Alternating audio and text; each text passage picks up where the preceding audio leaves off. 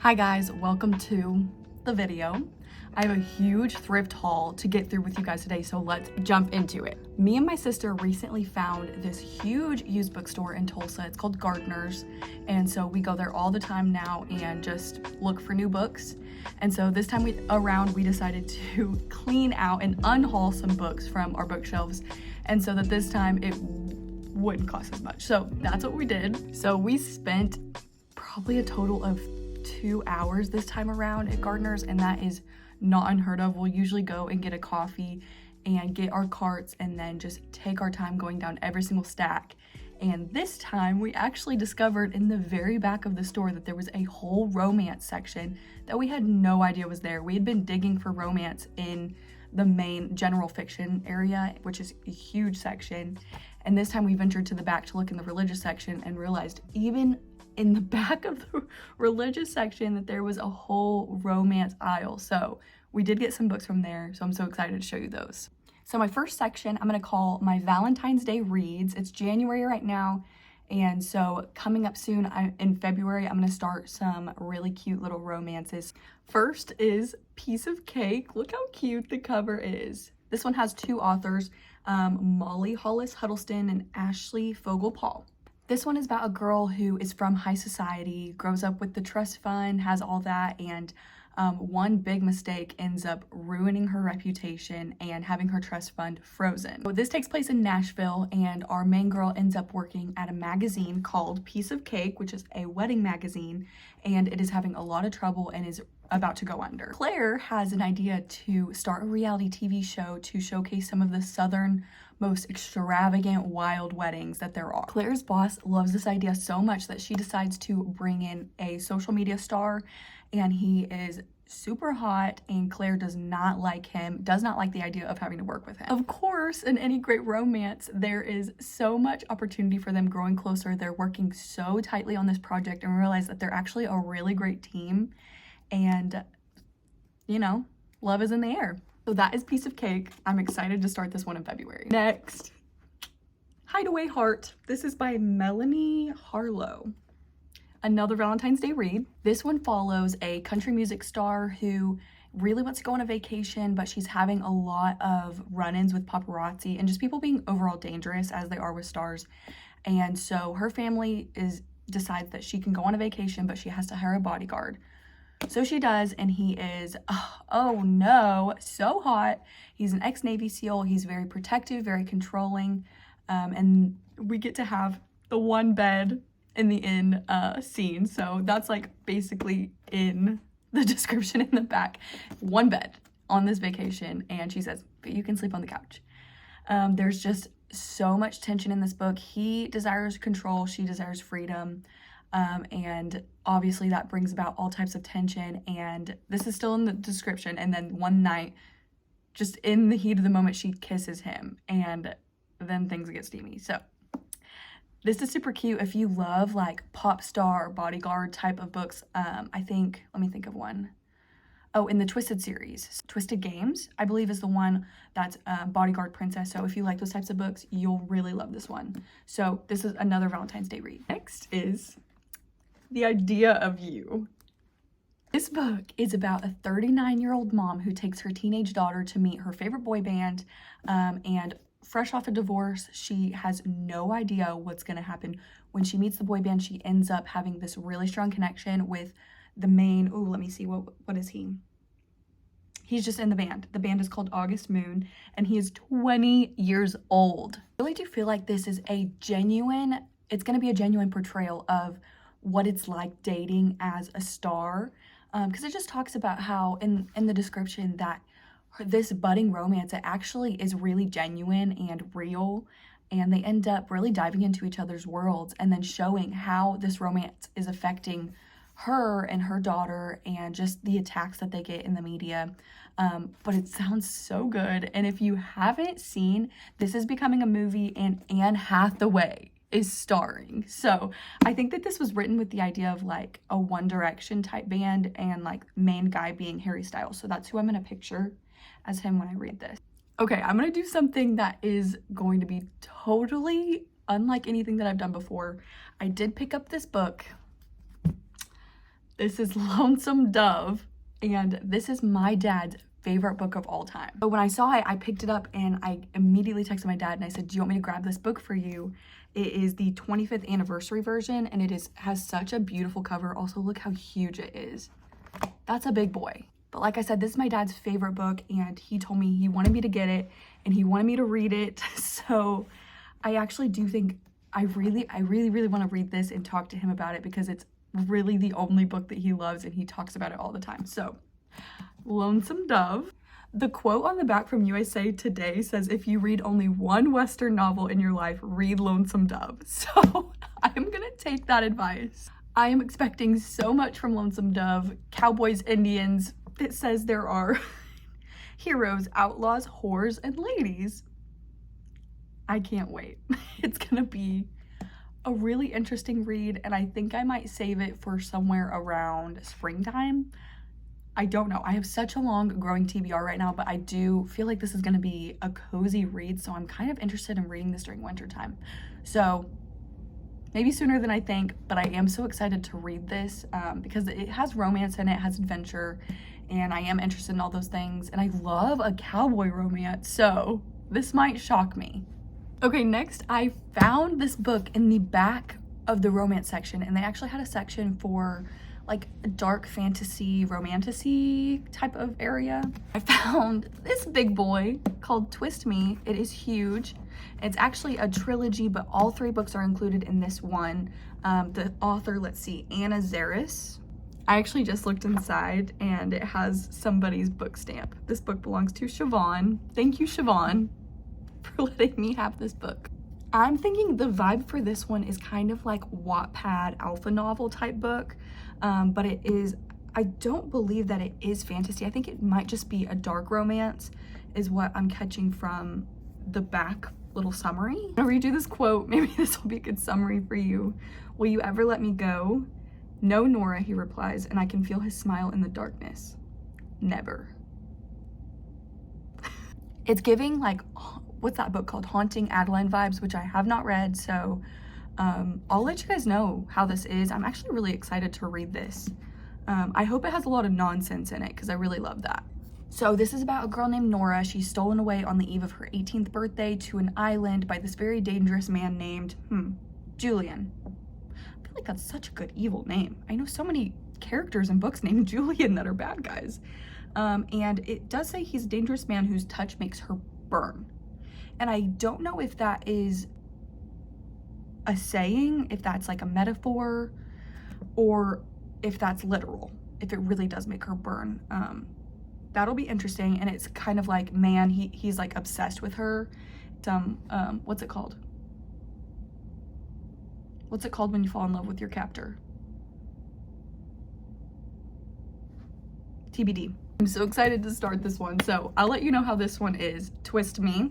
Next, for fantasy, I always search for fantasy first whenever I go thrifting, because I want to look for the next books in my collection. And so I was so excited. I found the second book in the Shadow and Bone series. I got the first book the last time I went thrifting, so I was so excited to see that they had this one. This one is Siege and Storm, second book in that series. I won't go into what this one is about because it's the second book in a trilogy, and I haven't read the first book yet, so I don't want to get anything spoiled in reading this. So, second book. I also found a Darker Shade of Magic. This one's by V.E. Schwab, and I was hesitant in picking this one up because I read the back of it and I wasn't completely reeled in with the description, but I looked it up on Goodreads and it has a really high ranking. It has an average of 4 stars, and so I'm excited. A couple of people said that it's hard to understand and there's just so much information given, but I'm reading Crescent City right now, so if it's anything like that, I'm gonna push through and read this one because the ranking is so high, and V.E. Schwab writes such great books, so I'm gonna trust that, and I'll tell you what it's about. This story follows Kel, who is a red traveler, which is basically someone who can travel between different worlds. So in this world, it takes place in a dreary gray London, and that one is considered just no magic, boring. And then there's Red London, where life and magic are revered. And then there's, let's see, there's a White London, which is being drained through the magical war, and then once upon a time there was a Black London. So different worlds. We have a red traveler, and unofficially he's a smuggler. It's a very dangerous hobby, stealing things. He stumbles upon an old relic from Black London. So much chaos happening just in this summary right now. So then he flees to Grey London, runs into a Delia Bard. She is a cut purse who robs him and then saves him, and then is like, yo, take me on an adventure. And so they do. There's so much going on just in the summary that it makes so much sense that there's some confusion. But I love adventure, so I'm excited for this fantasy read. I also grabbed in the religious section a manual of religious signs. I'm teaching my daughter sign language right now, and I'm also learning at the same time with her. So I thought this one would be kind of fun to grab, since I don't see a lot of the sign language being taught online. So yay. Okay, next for murder, mystery, crime, thriller, I grabbed The Appeal. I'm so excited about this. There were a lot of copies of this, so I was so excited that they had a paperback, because paperback is my absolute favorite. This is giving me Only Murders in the Building season 2 vibes, so if you know it. So much is going on with this production. The team is raising money for the director's family. Their, let me see here, young granddaughter is being diagnosed with a rare form of cancer. So there's a lot of moving parts. I think this sums it up. 1 murder, 15 suspects. Can you uncover the truth? It's a big whodunit. So I'm so excited about that, and those, I just devour these. So I love it. So this is by Janice Hallett. Next, I always love seeing book of the month picks at the thrift store, because I do book of the month and there's so many books that I miss out on because you can only choose one a month. So I grabbed this one as soon as I saw it. You Are Not Alone, and it was by Greer Hendricks and Sarah Pakanen. This is a story about a girl named Shay Miller who is really just feeling empty in so many areas of her life. Love, success, acceptance, and then she meets the Moore sisters. The Moore sisters have it all. Their life is so glamorous, it's exciting, and Shay thinks that she wants their life, but really, they want hers. Dun dun dun. I'm so excited about this one. It has a really high ranking. I've heard really good things about it, and I have been needing a big thriller in my life, so this is going to be exciting. So this one is actually a mystery. It's called Dead Letters, and it is about a girl who is a jet setter. She has a sister, and her sister ends up dead, and so she is having to go and figure out what happened to her. She soon finds that her sister is actually playing some sort of weird, twisted game and has to get to the bottom of it. So it's just so like her, and it gives me the same vibes of, let's see, Glass Onion, where there's just some misdirection and trying to figure out what is actually happening. I have to read you this because it just sounds so cool. This thriller takes readers on a literary scavenger hunt for clues concealed throughout the seemingly idyllic wine country, hidden in plain sight on social media, and buried at the heart of one of the tremendously dysfunctional, utterly unforgettable family. I smell 5 stars in this one, so stay tuned for that. Okay, almost done. I'm in my last category, which is historical fiction, my favorite. Hour of the Witch is at the same time a historical fiction as a horror. So I'm like, as much as I want to read this soon, this would be a really great October read. So let's talk about what it's about. It takes place in Boston in the 1600s, around the witch trials time, and I think that's kind of the overtone over the whole book. It follows this woman who is married to a very cruel man. He's so awful, he takes a 3-tine fork and runs it through her hand, and she decides in that moment that she needs to find a way out. I'm going to quote Taylor Swift on this one: a man can react, a woman only overreacts. So that's kind of the overtone of this. She is so tired of the hypocrisy of men, and at the same time, when people are looking for the devil anywhere, they're starting to see it in her. I believe a boy ends up sick or dead after she gives him some herbs to make him feel better. A girl runs screaming from their house, and they find some strange objects buried around their house. So all signs are pointing to witch. So this is going to be a really captivating and scary read. I'm so excited for this one, but I feel like this will be a really great read to do sometime in autumn.